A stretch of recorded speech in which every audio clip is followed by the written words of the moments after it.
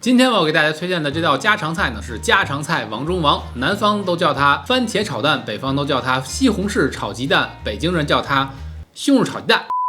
欢迎来到加盟小厨房，我是老蒙。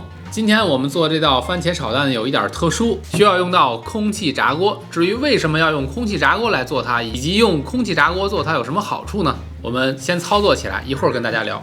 我们先来打4个鸡蛋。加入1/2茶匙的鸡精，这个鸡精呢是有咸味的，打散。好，打成这样就基本上可以了。空气炸锅我们已经用400华氏度，大约200摄氏度的温度呢预热了大概2-3分钟。我们打鸡蛋的时候就可以预热上，然后在里面喷点油。如果你没有这个喷油壶呢，你也可以抹一点油，目的就是一会儿别粘锅了就可以了。然后把刚才的鸡蛋液倒下去。温度还是刚才那个温度，我们用6分钟的时间就可以把这个鸡蛋搞定了。好，时间到了，你看。好，我们用筷子把这个鸡蛋呢迅速的给它弄散。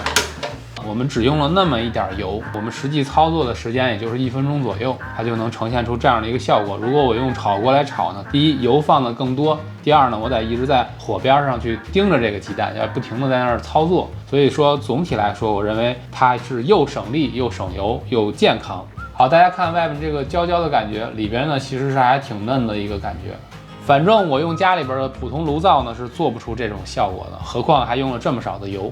好，搞定了炒蛋呢，我们现在来说一说番茄的部分。番茄呢，我推荐大家用这种在北美超市都可以非常方便买到的番茄罐头，这里边有切好的新鲜的番茄，味道上非常的浓郁。从价格上来说呢，和我们在超市买西红柿来讲差不多，甚至是更便宜，口味呢也是更胜一筹。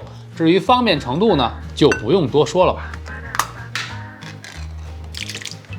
我习惯往里边加大概1汤匙左右的番茄沙司，防止它太酸呢，我们还可以倒1-2茶匙的这个蜂蜜，放糖也可以，再适当的撒一点点盐就可以了，全都倒到锅里，稍微搅拌一下，再用刚才同样的温度，400华氏度、200摄氏度，给它再来3分钟。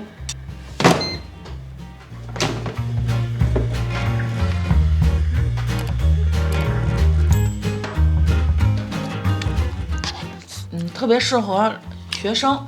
如果你在宿舍里，或者是说你租的房子不方便用火的话，你买一个空气炸锅就能做西红柿炒鸡蛋了。你说帅不帅？这个事儿本身就很帅。再来个电饭煲，焖一个饭，这就是一顿饭出来了。对呀，你这样，你拿一杯热水往里一冲，就是西红柿鸡蛋汤。我们从发现了这个方法之后，就再也没有用锅做过西红柿炒鸡蛋。感谢观看，下期再见，拜拜。啊，你还吃？